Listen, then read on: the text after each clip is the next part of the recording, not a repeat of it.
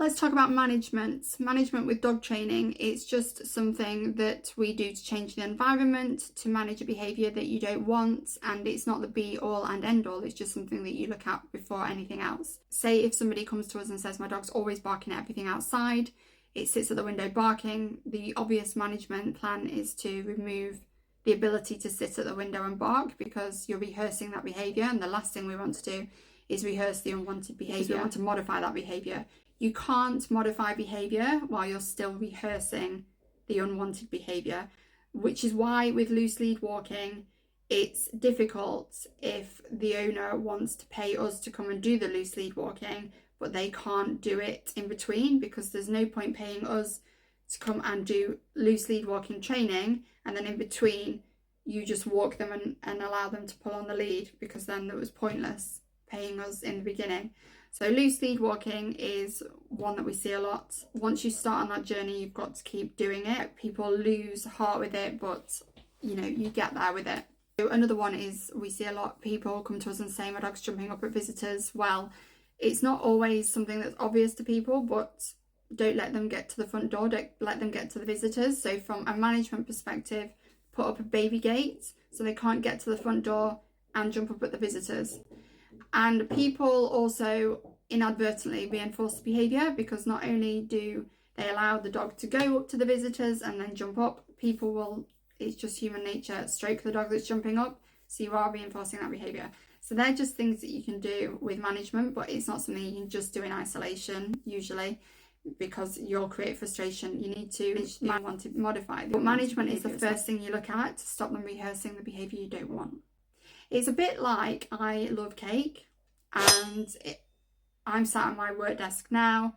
I am thinking about cake now, I've said it, but I don't sit here all day thinking about cake. But if you put a cake on the desk when I'm trying to work, I'm going to keep looking at the cake. I'm going to keep thinking, I want to eat the cake. If you remove the cake from my eye line, I'm not going to think about it. I'm going to be able to crack on with my work. It's exactly the same thing.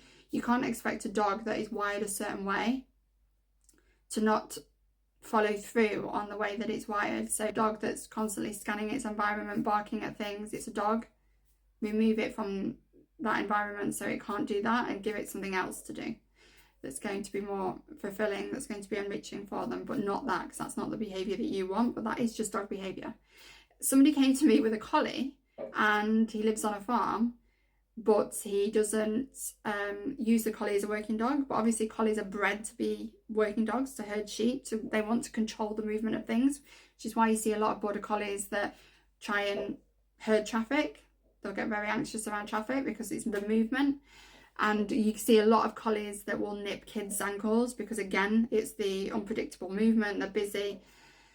And this farmer said to me, my dog's up and down the fence constantly all day at the llamas. We've got llamas, we've got alpacas. What's wrong with it? And I was like, there's nothing wrong with your dog, because they're bred to want to control the movement. This is just very natural for them. The most obvious and easy thing to do is to actually just put a fence up, a solid fence, not something that can see through, because I'll just fixate. So you can't see the llamas, the alpacas, and he put a fence up around his garden, and voila, that behaviour stopped. But they are very busy dogs, so you're still going to need to give them something else to do. They can't just expect to sit in a garden all day and do nothing. They're going to find an outlet for that, their energy levels, and because they need to use their brain. But just think about it from a dog's perspective rather than ours, because people will say to me, oh, my dog's very naughty, he knows he shouldn't be doing that. It's just dog behaviour, and it's annoying to us. So when we want to modify behaviour, it's just because it's something that we find annoying. Obviously it's different if your dog's fearful or anxious or frustrated. You want to address that for the dog's sake, but there's a lot of behaviours that people come to us with that's just dog behaviour that's inconvenient to us as human beings, which is very understandable. But yeah, this is why you look at the dog as an individual, and you assess the dog, and you look at the environment it's in, and what's your lifestyle like, what do you do for a living, how long are you out for the day, what can you reasonably do for that dog. Let's look at your dog, your lifestyle and your dog as an individual, and give you an actual plan.